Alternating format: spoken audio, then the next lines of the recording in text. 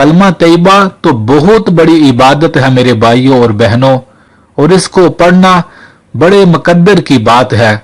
ایک حدیث جس کو سن کر ایمان تازہ اور دل خوش ہو جاتا ہے، حدیث مبارکہ میں آتا ہے میرے بھائیوں اور بہنوں، جب ہم کہتے ہیں لا الہ الا اللہ محمد الرسول اللہ صلی اللہ علیہ وسلم، جب ہم یہ کلمہ پڑھتے ہیں تو ایک فرشتہ ہمارے اس عمل کو لے کر اللہ کے حضور پیش کرنے کے لیے لے کر جاتا ہے۔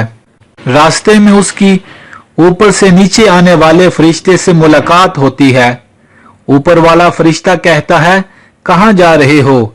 تو یہ فرشتہ کہتا ہے فلاں شخص نے لا الہ الا اللہ پڑھا ہے، میں اس کے اس عمل کو لے کر اللہ کی بارگاہ میں پیش کرنے کے لیے لے کر جا رہا ہوں۔ سبحان اللہ۔ میرے بھائیوں اور بہنوں، یہ کتنے مقدر کی بات ہے کہ ہمارا عمل کائنات کے رب کی بارگاہ میں پیش ہو۔ ہم گنہگاروں کو اور کیا سعادت چاہیے، اور ہر بار پڑھنے پر لا الہ الا اللہ ہمارے گناہ بھی مٹا دیے جاتے ہیں۔ سبحان اللہ۔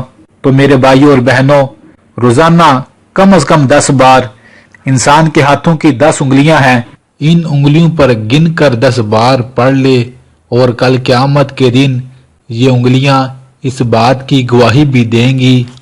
کم از کم 10 بار ہمیں چاہیے روزانہ دل کی گہرائیوں سے اس کلمے کو پڑھیں، آرام آرام سے پڑھیں، لا الہ الا اللہ محمد الرسول اللہ، لا الہ الا اللہ محمد الرسول اللہ۔